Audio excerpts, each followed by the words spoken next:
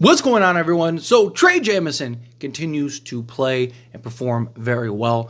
And a couple little things. So one, his per 36 for the Lakers is 11 points, 11 rebounds, 1 assist, 2 blocks, and 61% from the field goal. Also, the Lakers are, according to Basketball Reference, 8-0 when Trey Jemison plays.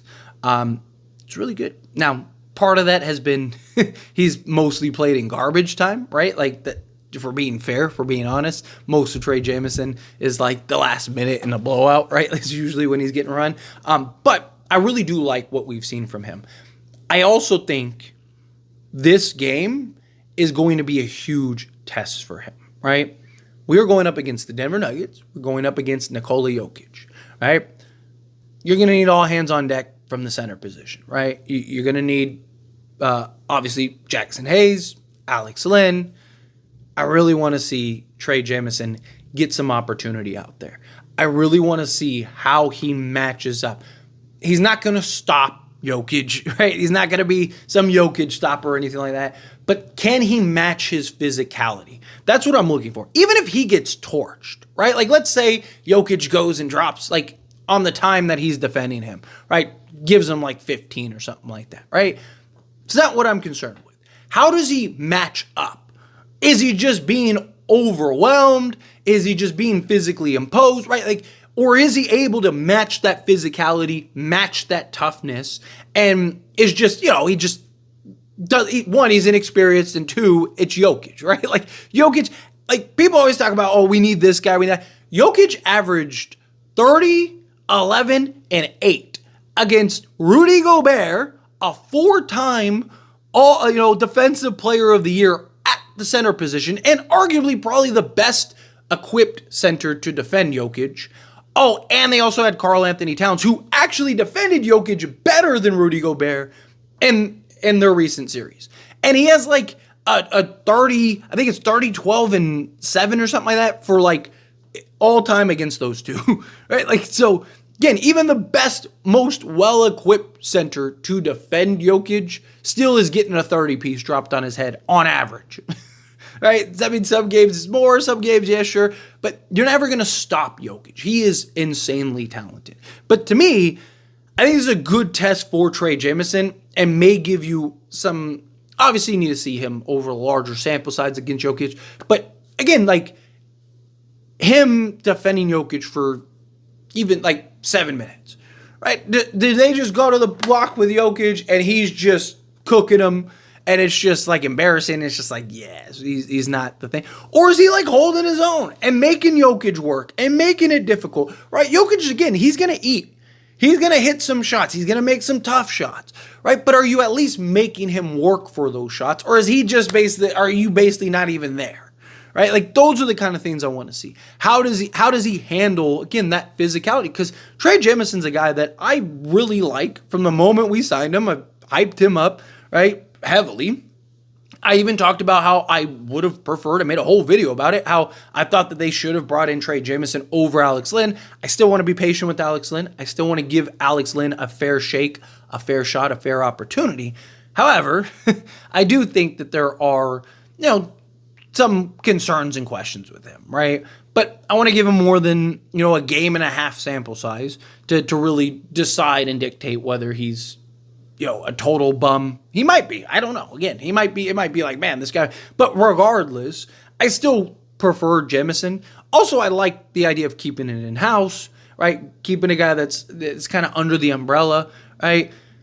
And I really like the idea of, if they're going to keep Jackson Hayes or Koloko, whichever one, because I don't think they'll be able to keep both. I think it's either Hayes or Koloko, personally. That's just me, right? Because you need to get a better skilled center, right? You need to get a real starting caliber center. So you're not going to have, say Miles Turner, right? You're not going to have Miles Turner, Jackson Hayes, Christian Koloko, and Trey Jemison on the main roster, right? And at some point, Koloko and these other guys, they're going to want to actually make a roster if possible, right? So to me, I think that the Lakers probably look at like, okay, bring in like that starting caliber center, right? And a Miles Turner, like I mentioned, then bring in like a Christian Koloko or Jackson Hayes, whichever you prefer, and then a Trey Jemison, right? And now you have these different looks, these different, you have that skilled center, you have the floor running, high flying center and Koloko or Hayes, and then you have that big kind of physical enforcer type center. It's kind of what I wanted with the Lakers this year, right? Like Jackson Hayes could be the high flying center, right? The dunker, the floor runner, right? Trey Jemison could be just that tank, the big physical interior center.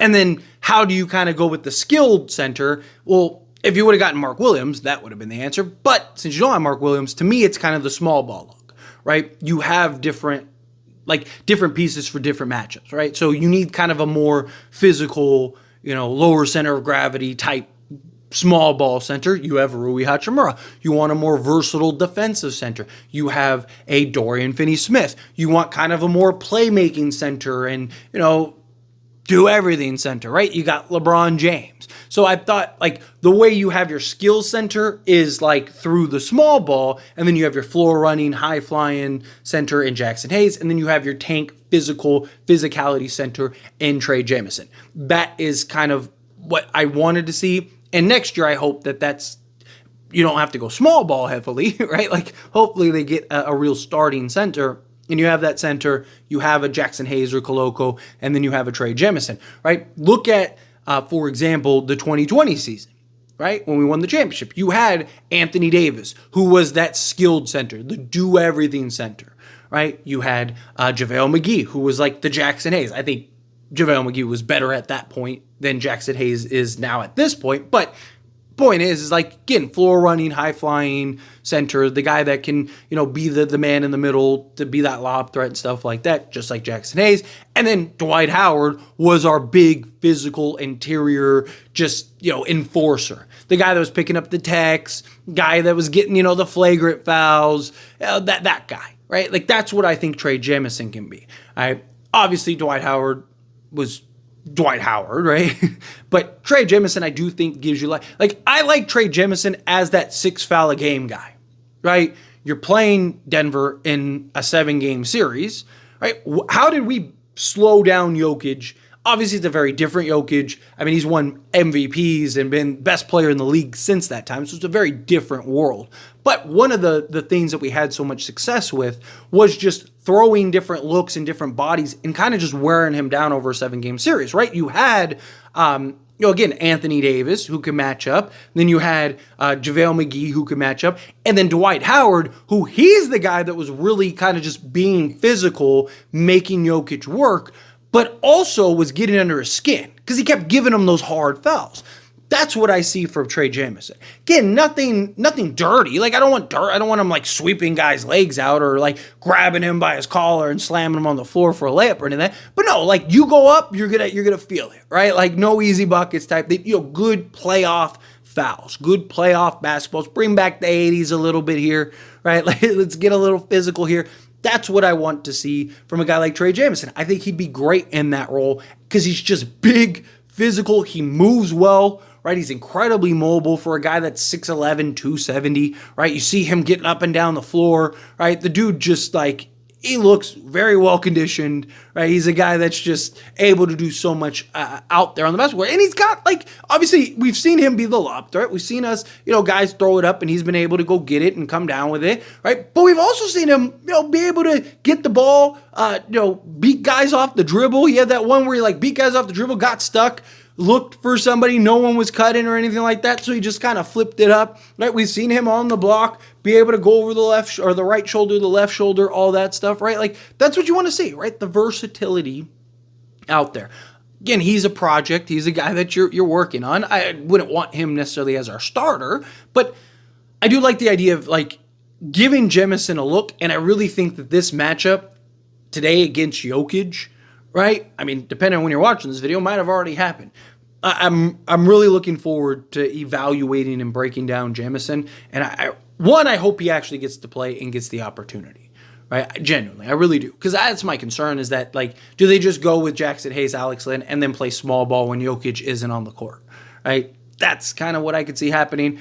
But outside of that, I really hope that they give Trey Jemison an opportunity. And I hope he gets a reasonable amount of minutes, right? Because you're not going to learn anything. Like, if he's out there for 4 minutes, right? Like 5 minutes, just not going to learn much, right? Like, you're not going to get anything of value. But if he plays 15 minutes or something like that, and it's primarily on Jokic, right? Because also my other concern is that they play Jemison, and it's not against Jokic, right? They just play Jemison out there when Aaron Gordon is at the 5 or something. It's just like, no, I want to see him specifically against Jokic. And that's my hope, is that JJ and the coaching staff recognizes that as well. And is like, hey, we got this tank over here, right?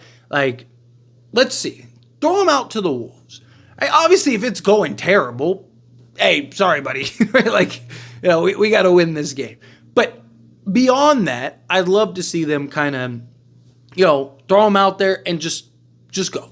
Don't worry about the noise. Don't worry about that's your assignment, right? See what he does. He's either going to sink or swim. Right? It's one or the other. He's either going to go out there and he's going to ball and hoop and light it up, or he's not. It's really what it is. But anyway, as always, this is a discussion, and I pass the question on you. Let me know your thoughts and opinions down in the comments below. What do you think? How do you feel? What are your thoughts? Do you agree with me? Do you want to see Trey Jemison and really want to see that Jokic and Jemison matchup? Do you want to see Trey Jemison get the opportunity out there? Again, if they give him the opportunity, I really hope it's not like, again, a little, here's 5 minutes of action or whatever. Like, give him a real opportunity.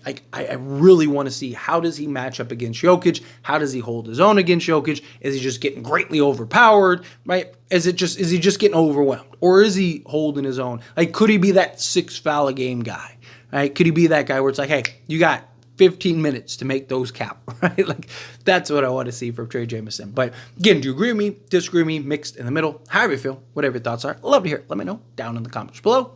That being said, if you haven't liked this video, hit that like button. Helps me a lot. Helps me enjoy these types of videos, and I truly appreciate it. Not subscribe channel, hit that subscribe button. Turn on the bell notifications. Appreciate y'all. See you in the next one. Thank you.